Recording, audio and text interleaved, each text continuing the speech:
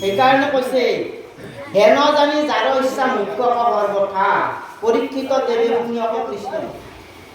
হে পৰীক্ষিত, কোনোবাই যদি মুক্তি লাভ কৰিব ইচ্ছা আছে তেওঁলোকে এই মহাভাগৱত কৃষ্ণ কথা শুনিব। আৰু যদি কোনোবা যদি ইচ্ছা নাই বোলে নাজানিব তেতিয়া তেওঁ সেই নৰকত যাব। আমি এতিয়া কোন জাগাত যাম সেই সিদ্ধান্তটো আমাৰ লগাই দিছে। সেইকাৰণে পৰীক্ষিত কৈছে তুমি সেই নৰকত যাবা নালাগে, সমস্ত পাপৰ পৰা পৰিত্ৰাণ পাবা তুমি কৃষ্ণ কথা শুনিবা। আৰু সেইকাৰণে তুমি পৰীক্ষিত দেৱে শুনিয়ক কৃষ্ণ কথা। এই পৰীক্ষিত তুমি কৃষ্ণ কথা শুনা, তুমি মুকুতি নিশ্চয় পাবা। আৰু শুনা, এনে শুনলি নহ'ব, কেনেকৈ শুনব লাগিব শুনা মূৰ্খ। সুকমণিয়ে পৰীক্ষিত ক'ব দিবে চিত্ত কৃষ্ণ গুণ নাম কীৰ্তনত কৃষ্ণ ৰেখে পাদ পদ্ম স্মৰিমে মনত নাৰায়ণ স্মৰণেকে পৰম মংগল এহি মানে জীৱন্ততে জন্মৰ সাফল। হে পৰীক্ষিত, কৃষ্ণ কথা কেনেকৈ শুনিব লাগে? দিবে চিত্ত, আমি চিত্ত দিব লাগিব কৃষ্ণ গুণনাম কীৰ্তন। সেইকাৰণে শুক গুৰুদেৱে প্ৰথমতে কৈছে পৰীক্ষিত মহাভাগৱত শুনবা কিন্তু সাৱধানে এটা শব্দ দিছে। সাৱধান মানে আমাৰ মনটো যাতে বিচলিত নহয়। আমি আজি ইয়াতে বহি আছো কৃষ্ণ কথা শুনিম বুলি, যদি আমাৰ মনটো যদি ঘৰত যায়, বহি আছো ঠিকেই, মনটো একে নাই। কোনোবা গৰুটোৱে পথৰ ধৰক কিবা কলাকত দত্তক লাগলা নেকি আবে নাইকে আনাকে নেকি এই ভৰি মাল্লাকে নেকি নাকিটো গৰম খৰচ কৰি কমকে আহি পালাক না নাই, বহুকে পঢ়লাক নাই, মনটোৱে ভাবি দেখোন। পৰীক্ষিত কৈছে তুমি হাতবা লাগিব, হাতবা লাগিব কৃষ্ণৰ কথা। সেই কৃষ্ণ ৰূপটো হৃদয়ত লগা কৃষ্ণ ৰূপ।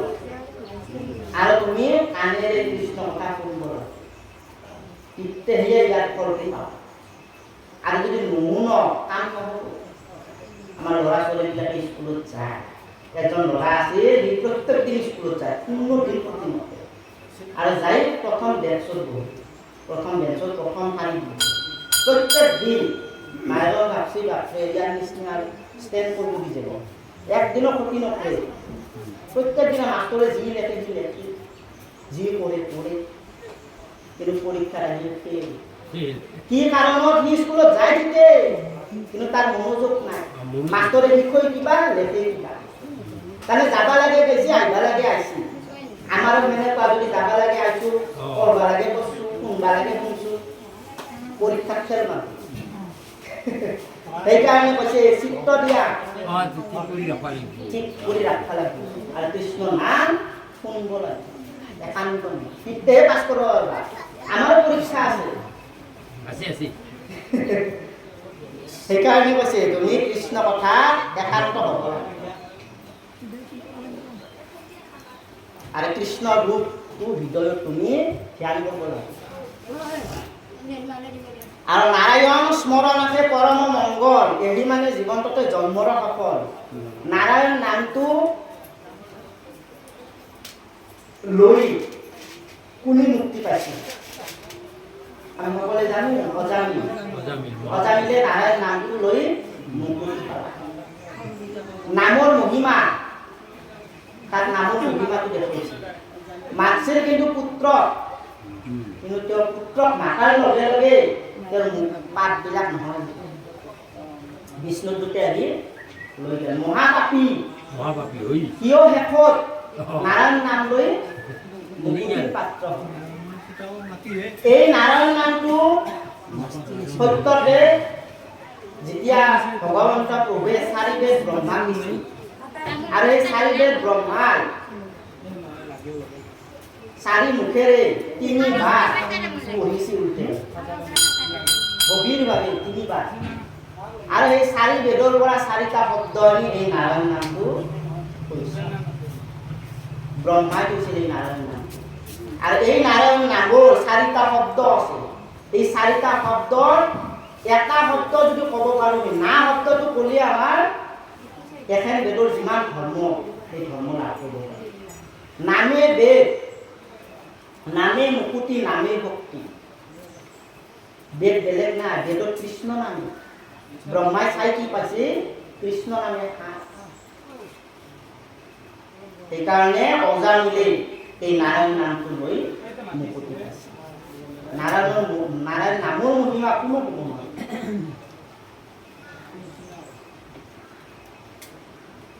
অন্তকালে হৰি স্মৰে জিত ভাগ্যবন্ত তাহাৰ মহিমা কহি কোনে পাৱে অন্ত অন্তকালে হৰি স্মৰে যিটো ভাগ্যবন্ত বুলি কৈছে শেষ টাইম আমি ইয়াতে শেষ বুলি কৈছোঁ অন্তকালটো আমি ভাবোঁ এই বিছনাত পৰি থাকি নহয় এটা বহুত ভুল ব্যাখ্যা আমাক কৈছে অন্তকাল আমি সকলোৱে অন্তকাল শেষ কালটো পৰি থকাটো কোৱা আমাক কৈছে সকলো জীৱ কাৰণটো আমাৰ আজিও মৃত্যু হ'ব পাৰে কালিও মৃত্যু হ'ব পাৰে আমি কোনো নাজানো না কোনোবাই জানে বহুত দিনা মৰিম কোনো বছৰত মৰিম কোনো ক'ব নোৱাৰে কিতাও নপাব সেইকাৰণে কৈছে আমি অন্তকাল আমি আগতীয়াকৈ বুলি ভাবা দিছে আজি আমাক কৈছে আমাৰ এতিয়া অন্তকালটো মূলক নহ'লি নাভাবে কিন্তু ভাববা দিছে আমাক সকলোকে কৈছে আমি যদি মৰাৰ আগে ঈশ্বৰৰ নামটো যদি লগা হ'ব নাম কীৰ্তন যদি অলপ কৰবা পাৰোঁ এই বস্তুখিনি থাকি যাব শেষ টাইমত কাম উঠিছে সেইকাৰণে অন্তকালত আমাক লগা দিছে আমাকে ভাববা দিছে অন্তকাল জিত ব্ৰহ্মময় দেখে জগত নিখিলা যত পাপ পুণ্য সমস্ততে নিবৰ্তিলা হৰিৰ কথাত তাৰ ৰূপে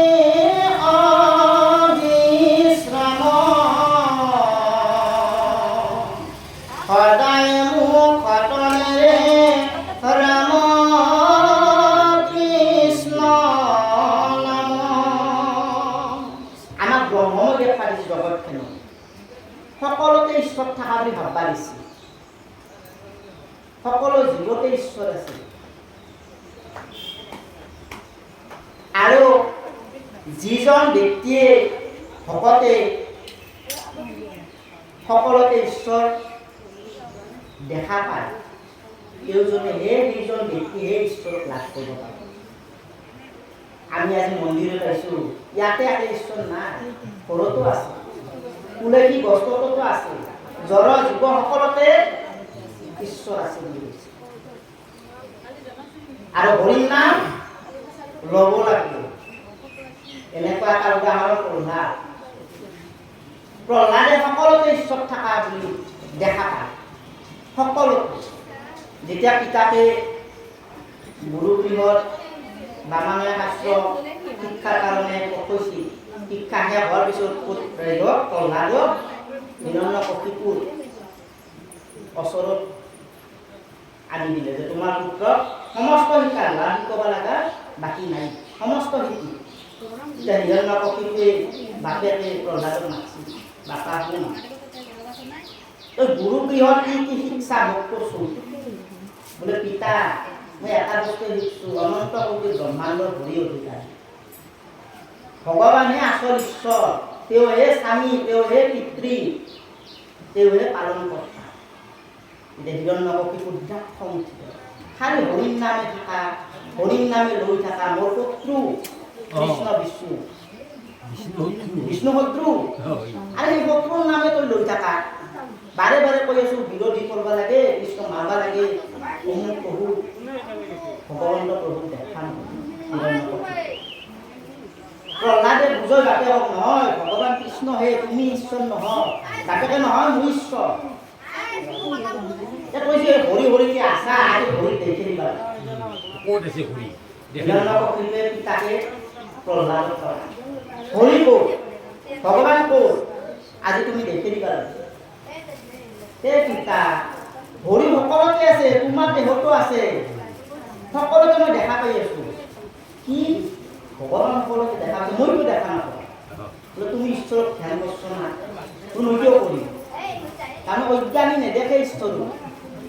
যিসকল জ্ঞানী ঈশ্বৰক ভক্তি কৰে তেওঁলোকেহে ঈশ্বৰক দেখা পায়,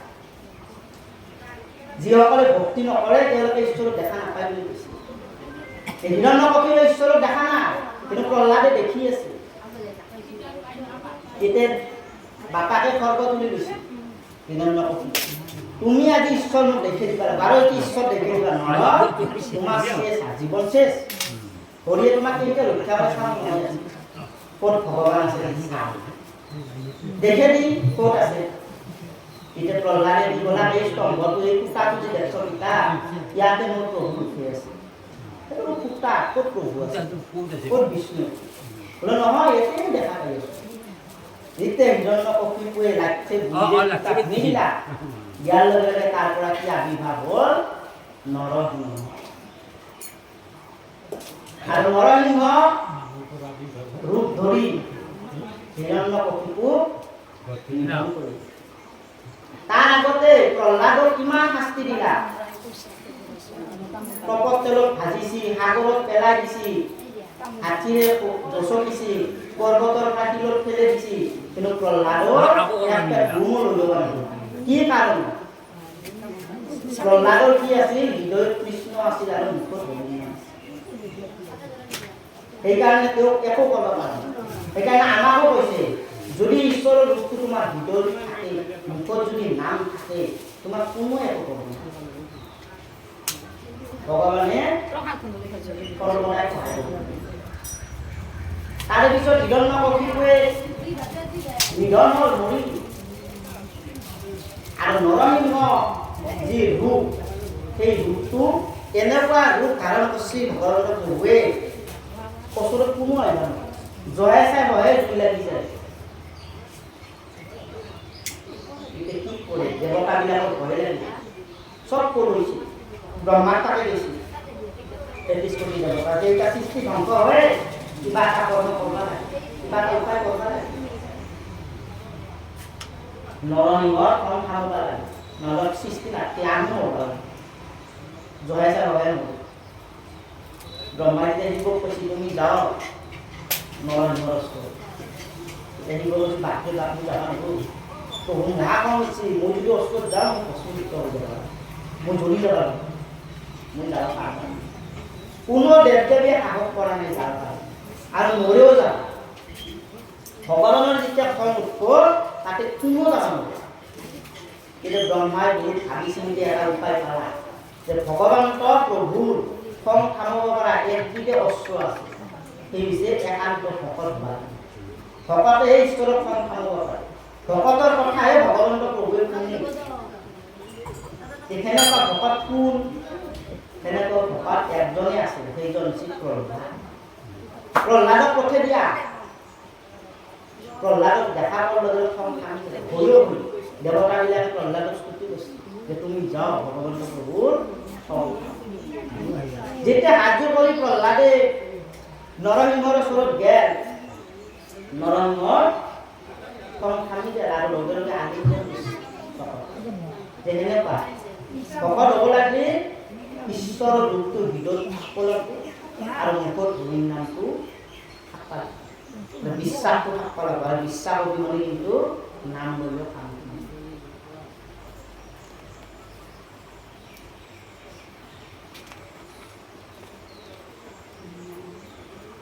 শুনা সাৱধানে আৰম্ভপতি উত্তৰ ইত মহাভাগৱত শাস্ত্ৰ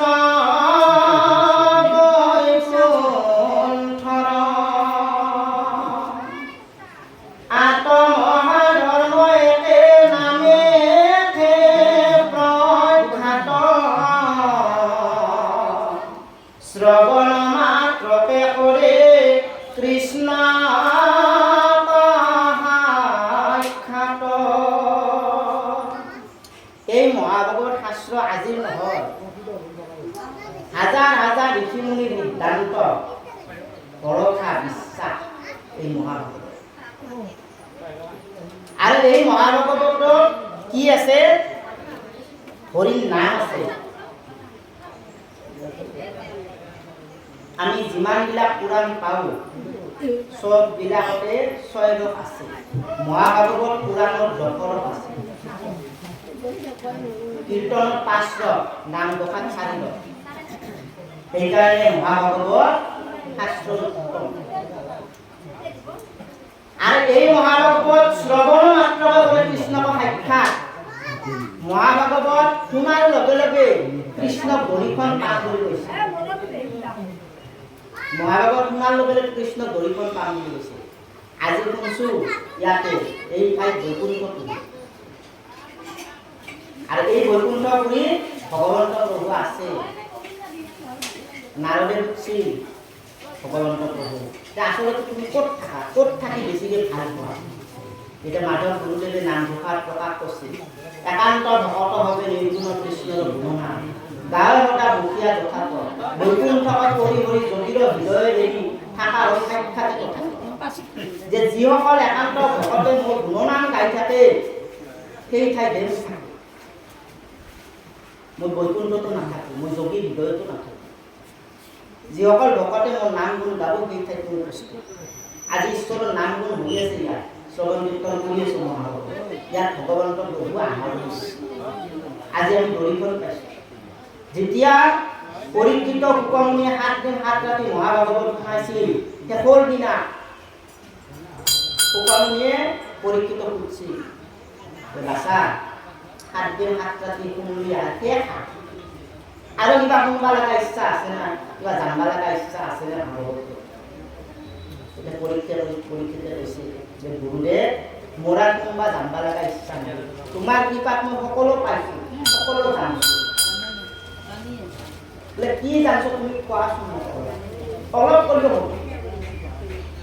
এতিয়া পৰীক্ষিতে গুৰু চৰণত ধৰি কৈছে যে মই মহাভাগৱতত মই 2টা বস্তুৱে পাইছোঁ। সেইটো হৈছে কৃষ্ণৰ নাম পাইছোঁ, আৰু এটা বস্তু হৈছে মই কৃষ্ণক দেখা পাইছোঁ। ধুনীয়া সঁচাই একো জানবা লগা নাই। এই 2 বস্তু যে পাই গৈছ কৃষ্ণক দেখা পাইছি মহাভাগৱত। ভাগৱত হৈছে কৃষ্ণ, গীতাই কৃষ্ণ। উদ্ধৱক কৈছিল বৈকুণ্ঠ পৰিয়ালৰ আদি মোক কলিযুগত পাবা একমাত্ৰ ভাগৱত আৰু গীতা, তাতেহে মোক। আৰু এই শ্ৰৱণ কীৰ্তন কৰিলে মোক লাভ পাব। সেইকাৰণে কৈছে শ্ৰৱণ মাত্ৰকে কৃষ্ণক সাক্ষাৎ বুলি কৈছে। মহাভাগৱত শুনাৰ লগে লগে কৃষ্ণ লাভ পাম। পূজা নমস্কাৰ ধ্যান সমস্তে দুষ্কৰ হৰি গুণ নাম ধৰ্ম মহাসুখ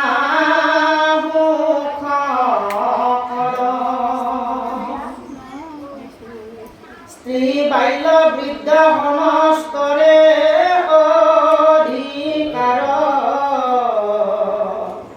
চাণ্ডালক কৰে নামে তেখনে উদ্ধাৰ। ভগৱন্ত প্ৰভু তাৰ বহুতটা ব্যৱস্থা আছে। 3য় স্কন্ধত কপিল মহাপ্ৰভুৱে প্ৰকাশ কৰিছে ধৰ্মৰ বিষয়ে। ধৰ্ম আচলতে 2 বিধ। সেইটো হৈছে নিৰ্গুণ ভক্তি আৰু সগুণ ভক্তি। সগুণ ভক্তি 81 প্ৰকাৰৰ আছে, 81 বিধ। আৰু নিৰ্গুণ ভক্তি 1 বিধ। কোনটোত আমি আশ্ৰয় ল'ব লাগে? নিৰ্গুণত আশ্ৰয় ল'ব লাগে। আৰু নিৰ্গুণত থাকিলে আমি যদি খুজবা লাগিব ঈশ্বৰক, নামে খুজবা লাগিব, তেওঁৰ চৰণ কেনে খুজবা লাগিব। আৰু যদি আমি খুজিছোঁ, কামনা কৰিছোঁ, তেতিয়া আমাৰ কি হ'ব? সগুণ ভক্তি। যাগ যজ্ঞ পূজা পাতল আজি যিমান আছে তো সগুণ ভক্তি আৰু সগুণ ভক্তিত থাকিলে মুকুতি নহয় আৰু মুকুতি যদিও হয় বহুত কষ্ট কঠিন যে বসুদেৱ আৰু দৈৱকীয়ে সগুণ ভক্তি কৰিছিল তপ কৰিছিল নহয় তেওঁলোকে তপ কৰি কি খুজিছিল 12,000 তপ কৰিছিল 12,000 বছৰ একটু পানী নাথাকে পকা ভাত খাই গৈছে জীয়াই আছে ইমানে তপ কৰিছে পৃথিৱীৰ তল কৰি মৰি আছে ভূমিকম্প আহিছে ভগৱান আহিব লগা বাধ্য হৈছে বসুদেৱ আৰু দৈৱকীৰ ভক্তি চতুৰ্ভুজ আকাৰে ৰূপ শংখ চক্ৰ গদাপদ্ম বিষ্ণুৰ আকাৰ দেখা দিছে বসুদেৱৰ দৈৱকীৰ আগে সাক্ষাতে দেখিছে ভগৱানক আৰু এতিয়া ভগৱানক হৈ কৈছে তোমাৰ কি লাগে কি পূজা তোমাৰ যে আমাক একোৱে নালাগে এবিধ বস্তু লাগে কি তোমাৰ নিচিনা এটা পুত্ৰ পালে আমাক আমি ভগৱানে এই কথাটো বুলি কৈছে যে হ'ব 3 বাৰ জন্ম ল'ম শেষৰ বাৰত তোমালোকে মুক্তি পাবা আৰু সেইকাৰণে বসুদেৱৰ দৈৱকী ইমান শাস্তি ভোগ কৰিব লগা হ'ল কাৰণ কিয় ভক্তৰ স্বাৰ্থ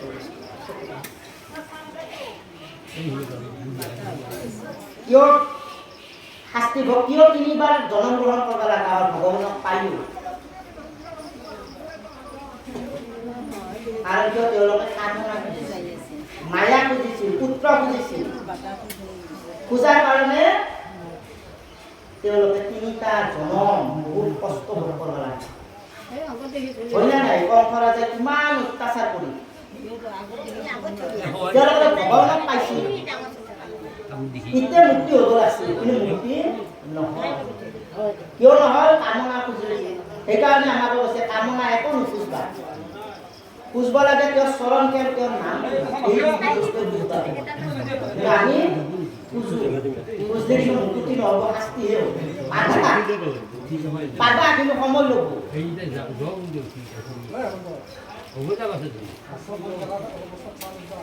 আৰু এই মহাভাগৱত শুনতে বা পঢ়তে বৃদ্ধ বাল্য স্ত্ৰী সকলোৰে অধিকাৰ আছে সকলোৱে পঢ়িব পাৰে শুনিব পাৰে আৰু চান্দালেও যদি ঈশ্বৰৰ নাম লয় চান্দালেও উদ্ধাৰ হ'ব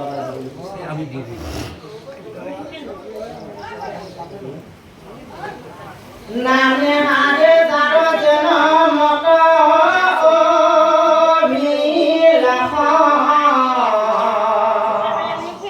জীবা মুখ চাহে বৈকু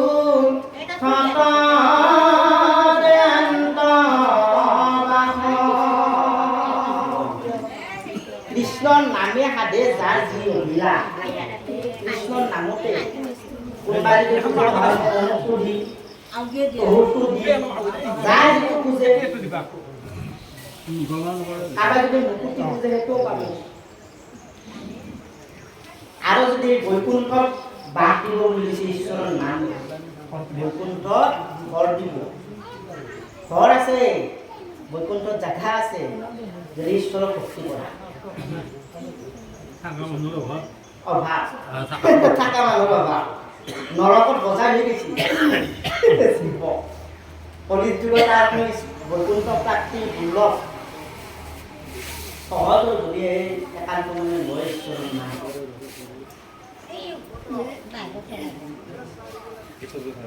চাৰি হবে দৰহাৰ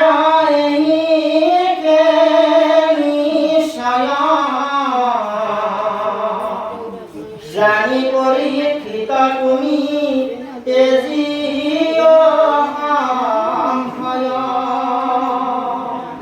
চাৰিও বেদৰ সাৰ কৃষ্ণ নাম বেদ বেলেগ বেদ নহয় কৃষ্ণৰ নামেই হৈছে বেদ আৰু সেইকাৰণে কৈছে হে পৰীক্ষিত তুমি সংগ্ৰহ ভাৱটো এৰা আৰু একান্ত মানে কৃষ্ণ নামৰ শৰণ হোৱা কৃষ্ণ স্বৰূপ তাৰ এটা উদাহৰণ দিব অল্পকালে সাধে সিদ্ধি কৃষ্ণৰ ভকতি দণ্ডে পাইলা গতি শতাংগী পতি দানৱ গণক যিনি নৃপতি পূৰ্বত দেৱতাক ৰক্ষা কৰি আছিলা স্বৰ্গত। যে শুনা অলপ সময়ৰ ভিতৰতে মুকুতি লাভ কৰিব পাৰি। তাৰ এটা উদাহৰণ যে যেতিয়া দেৱতাসকলে শক্তিহীন হৈছিল, দেৱতাসকলে অমৃত খোৱাৰ পিছতহে অমৰত্ব লাভ কৰি, তাৰ আগত দানৱবিলাকে দেৱতাসকলে বহুত অত্যাচাৰ কৰিছিল, স্বৰ্গ আক্ৰমণ কৰিছিল। তাৰে পৰা পলৈছিল স্বৰ্গৰ পৰা। আৰু সেই সময়ত দেৱতাসকলে শতাংগ বুলি এটা পৃথিৱীত ৰাজা আছে। আৰু সেই পৃথিৱীৰ ৰাজাজন মহাশক্তিবান বলৱান আছিল। আৰু তেতিয়া দেৱতাসকলে এই শতাংগ ৰাজাৰ ওচৰত যে শৰণ লৈছিল, সেই ৰাজা তুমি আমাক ৰক্ষা কৰা, নহ'লে দানৱে আমাক মাৰি শেষ কৰে। দানৱক আক্ৰমণ কৰিব পৰা ক্ষমতা অকল শতাংগৰ বিপত্তিৰে আছিল দেৱতাসকলৰ। আৰু তেতিয়া শতাংগৰ বিপত্তিয়ে ৰাজ্যভাৰ ত্যাগ কৰি স্বৰ্গত এই দেৱতাসকলক ৰক্ষা কৰিছিল বহুত বছৰ। স্বৰ্গত একদিন আৰু মৰ্তত এটা যুগ। বহুত কাল স্বৰ্গত গুচি যায়। স্বৰ্গত গুচি যোৱাৰ পিছত পৃথিৱীত যে এই শতাংগৰ বিপত্তিৰ যি ৰাজ্য ভাৰ পুত্ৰ ভাজা আছিল, চব নহয়, চিৰস্থায়িত্ব নহয়, সকলে মৰিলে ধৰিছিল। তাৰে পিছত কাৰ্তিকক সেনাপতি পাতি শতাংগৰ বিপত্তি দেৱতাসকলে কৈছিল যে তোমাক কি বল লাগে কওক, তুমিতো আমাক ইমান বছৰে ৰক্ষা কৰি আছো দানৱৰ পৰা, এতিয়া আমাৰ দানৱৰ ভয় নাই, তোমাক এটা বিশ্ৰাম দিম, তোমাক কি বল লাগে কোৱা। এতিয়া শতাংগৰ বিপত্তিৰে ভাবি চিন্তি কৈছিল দেৱতাসকলে, মোক কচোন মই কিমান দিন আৰু জীয়াই থাকিম, মোৰ আয়ু কিমান দিন। তেতিয়া কৈছিল দেৱতাসকলে যে তুমি মাত্ৰ 2 দণ্ড সময়হে জীয়াই থাকা, মানে আজিৰ সময়ত 45 মিনিট, তুমি 45 মিনিটহে জীয়াই থাকা, তাৰপিছত তোমাৰ মৃত্যু আছে। তেতিয়া এই শতাংগৰ বিপত্তিয়ে স্বৰ্গৰ পৰা গুচি আছিল, আহি পৃথিৱীত আছিল। আৰু পৃথিৱীত আহি একান্ত ভগৱন্ত প্ৰভুৰ চিন্তা ধ্যান আৰু ঈশ্বৰৰ নাম লোৱাৰ লগে লগে মুহূৰ্ততে শতাংগৰ বিপত্তিয়ে এই কথাখিনি আহি কৈছিল আৰু পৰিচিত কৰি তুমিতো 7 দিন পাবা, 7 দিন সময়ত তোমাৰ 45 মিনিট 2 দণ্ড সময়তে ঈশ্বৰৰ নাম লৈ শতাংগৰ বিপত্তিৰ মুক্তি লাভ কৰিব আছিল। আৰু তুমিতো 7 দিন সময় আছে, আমাৰো সময় আছে, সেইকাৰণে ল'ব লাগে এইবাৰ।